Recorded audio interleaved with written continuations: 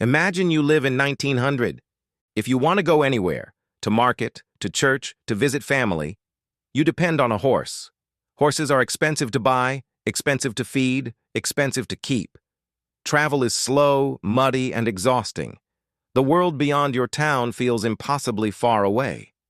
Now imagine someone hands you the keys to freedom, a machine that costs less than a few months' wages, that anyone can drive, that runs on roads, not rails, a vehicle that belongs to you. That's what Henry Ford gave America. This is his story. Henry Ford was born on July 30th, 1863, on a prosperous farm in Dearborn, Michigan. He was the eldest of 6 children, and his father expected him to inherit and work the land. Ford hated farming. From the time he was a boy, machines fascinated him. He took apart every clock he could find, just to understand how they worked. He fixed neighbors' watches.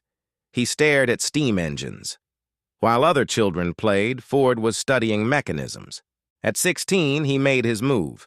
He walked to Detroit and found work in machine shops, learning by doing, surrounded by the tools and engines he loved. It was there, years later, that he met the man who would change his life. Working as an engineer at the Edison Illuminating Company, the young Henry Ford sat next to Thomas Edison at a dinner and described his idea for a gasoline-powered horseless carriage. Edison slammed his fist on the table. That, he said, was the thing to work on. You have it. Keep at it. In 1896, working in a shed behind his house, Ford completed his first vehicle, the quadricycle. It was too wide to fit through the door. He knocked the wall down to get it out. The automobile age had begun, but building a car was easy compared to building a company. Ford's first 2 ventures failed. Investors pulled out. Partners walked away. He was nearly 40 years old with nothing to show for it. In 1903, on his 3rd attempt, he founded Ford Motor Company. And 5 years later, in 1908, he launched the car that would change the world. He called it the Model T, and his ambition for it was explicit and radical. He wanted to build a car, he said, for the great multitude, not for the wealthy few who already owned automobiles, for farmers, for factory workers, for families, for everyone. At launch, the Model T cost $850, still expensive but simpler and more rugged than anything else on the market. Ford knew the price had to come down, dramatically, and he had a plan for how to do it. Henry Ford did not invent the assembly line. Moving production systems existed in breweries, meatpacking plants, and flour mills. What Ford did was apply the idea to something nobody had tried, building a complex machine like an automobile. In October 1913, at his Highland Park plant in Michigan, Ford introduced the moving assembly line for cars. Before it, building one car chassis took 12.5 hours.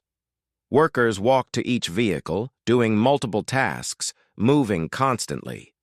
After the assembly line, a chassis was assembled in 93 minutes. The principle was deceptively simple. Instead of workers going to the work came to the workers. Each person performed one task, one bolt, one weld, one fitting, over and over, as the car moved past them on a chain. By 1914, Ford's factories were producing a new Model T every 24 seconds, and as production soared, costs plummeted. The $850 Model T of 1908 cost $490 by 1914. By 1927, it cost just $260. 15 million Model Ts were sold, more than half of all cars in America. The assembly line didn't just change how cars were made, it changed how everything was made. Steel, food, electronics, clothing.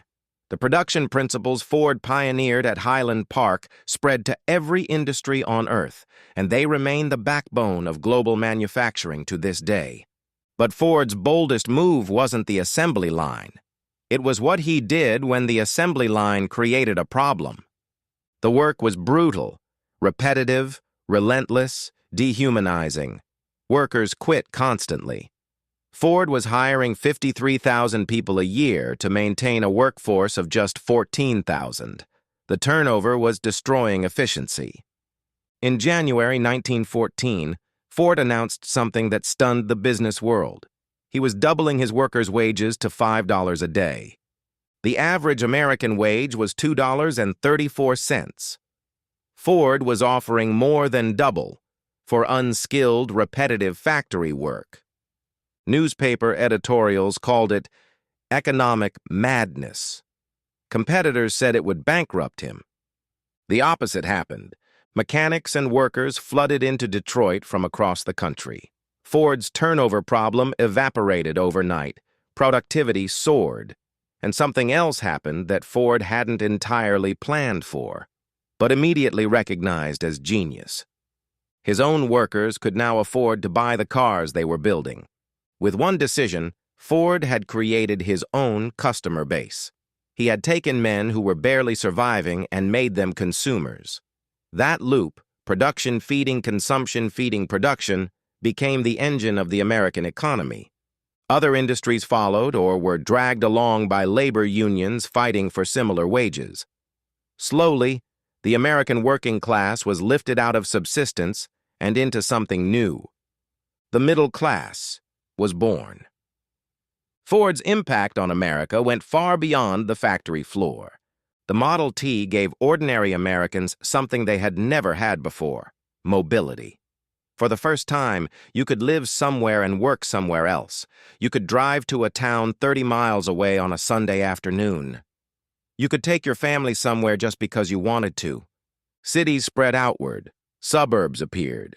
The landscape of America, with its strip malls and highway exits and drive-through restaurants, exists entirely because of the affordable automobile. The federal government, responding to the millions of cars on dirt roads, built the greatest highway system in human history.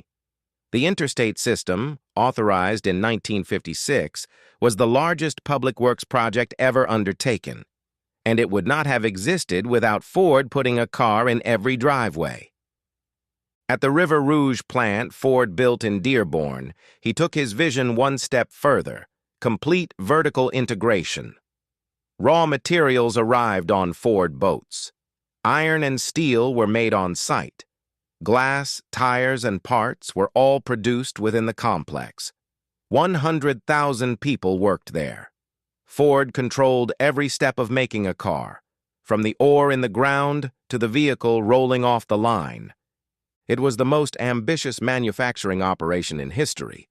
But the full picture of Henry Ford is more complicated than the legend. Ford was a man of profound contradictions. He raised wages and democratized transportation, genuine acts of democratic vision. But he was also controlling, intolerant, and in some areas, deeply wrong. He published virulently anti-Semitic articles in his own newspaper, the Dearborn Independent, for years. Those writings spread internationally. Adolf Hitler kept a portrait of Henry Ford on his office wall and cited him approvingly in Mein Kampf. Ford later apologized, but the damage was real and lasting. He despised labor unions with equal intensity, even as his $5 day had helped create the very worker expectations that unions fought to protect. He used his private security force to violently resist organizing efforts at his plants. And he was, in the end, brought down by his own stubbornness. For years, as tastes changed and competitors offered more comfortable, more stylish vehicles, Ford refused to update the Model T. He ignored his own executives. He dismissed the warnings. By 1927, Model T sales had collapsed. Ford shut down the lines and never fully regained the market leadership he had once dominated. General Motors overtook him, and Ford Motor Company has never been number one since. So what does the life of Henry Ford teach us? First, democratize your product. Ford's genius wasn't building a car, it was making it affordable. He asked who couldn't access what he was making and why, and then built his entire operation around answering that question. Every business has a version of this challenge. Second, pay people well. The $5 day was not charity, it was strategy.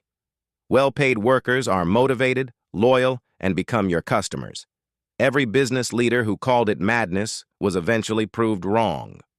Third, systems beat genius. Ford didn't out-invent anyone.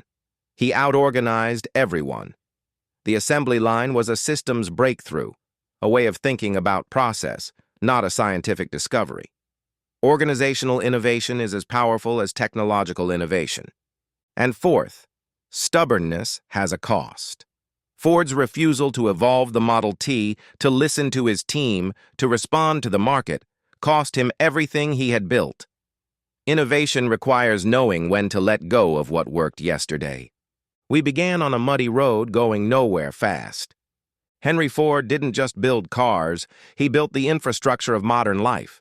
He built the suburbs, the highways, the consumer economy, the middle class. He was brilliant and flawed, visionary and blind, a man who changed the world in ways both magnificent and troubling. But here is what endures. He looked at something that only the wealthy could afford, and he decided that wasn't good enough. He looked at working people, and he decided they deserved better. And he built a system, imperfect, complicated, transformative, that proved him right. That's what it means to make America. Thank you for joining us for Episode 2. In our next episode, we'll meet two brothers from Dayton, Ohio, Wilbur and Orville Wright, who did something even Henry Ford never attempted. They left the ground entirely. Until then, stay curious.